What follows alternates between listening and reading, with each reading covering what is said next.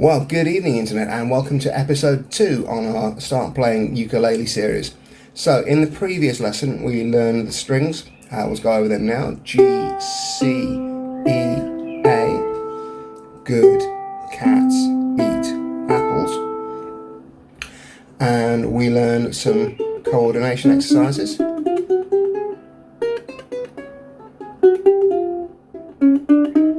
And we also learned our first chord. And we learnt 3 strumming patterns: the semi-breve or whole note worth 4 beats, the minim or half note worth 2 beats, and the crotchet or quarter note worth 1. So let's start now by adding some chords to the mix, because it's a rare song that is simply the chord of C all the way through. You're going to want to mix it up a little bit. So the first chord that we're going to learn in addition to the C is the F. And what I've got here is the first finger here on the first fret of the E string, good cats eat, and the middle finger here on the second fret of the G string, good. And we're also going to learn a new strumming pattern. So we have, as I say, the whole note, semi-breve 4 beats, minim half note that's 2 beats, crotchet or quarter note worth 1 beat. So our next step down will be the 8th note or quaver, and as I'm sure you were just about to guess, yes, it's worth half a beat. So let's take this F chord, having played it through as an arpeggio as well to make sure that none of these notes are sounding anything but clean. And now with my metronome now set at 55 beats per minute, we're going to start with the whole note and move all the way down to the quaver or 8th note. So here we go. Start with the whole note or semi-breve. 3, 4. 1, 2, 3, 4. 1, 2, 3, 4. 2, 3, 4. And now half note or minim. 3, 4. 1, 2, 3. And now the crotchet or quarter note, 2, 3, 4, 1, 2, 3, 4. And now the quaver or 8th note, we're going to count this as 1 and 2 and 3 and 4. And now you can strum this with just your thumb, but I would recommend playing the 1, 2, 3, 4s with a downstroke with the thumb like so.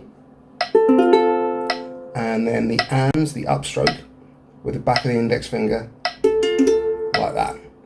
So that's going to give me 1 and 2 and 3 and 4 and 1 and 2 and 3 and 4. And you can of course use a pick, in which case I would recommend strumming down on the 1, 2, 3, 4, up on the and. 1 and 2.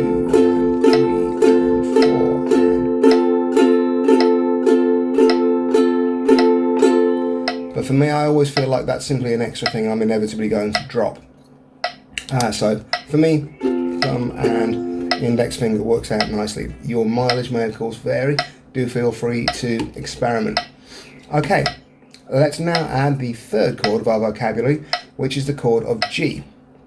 And for this one, I'm going to need the second finger here on the C string with my index finger. I'm going to place my middle finger here on the second fret of the A string, and the third finger here on the third fret of the E. If you're coming to this from the guitar, then yes, you're going to recognize the shape. Yes, it is a D chord. One of the ways of thinking about the way the ukulele works is to think of it like the guitar, but you've got a capo on the 5th fret and you've lopped off the bottom 2 strings. So just as you would get a G chord if you played a D capoed up 5 frets on the guitar, you're getting a G playing a D shape on the ukulele. Or if you're going from uke to guitar, take this G shape onto the guitar and play a D chord. As I said, there's a lot of crossover between these two instruments. Okay, so now let's try the same idea. Got my metronome at 55, and we're going to play all the way from whole notes to quavers. 2, 3, 4. 1, 2, 3, 4. 2, 3. And now I'm going to go into minims. That's 1, 2, 3, 4.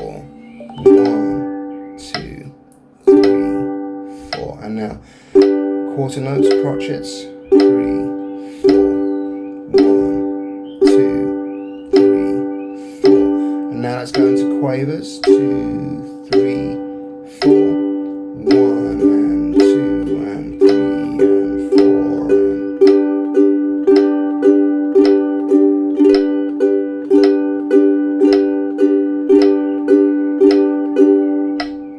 4 Okay, so that is going to conclude this lesson.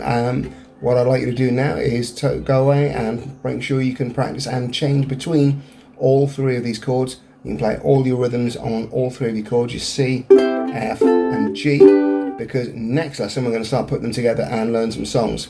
So I will see you for that one. All the best. And guitarists, I'll see you Friday for the 1 minute lick. Alright.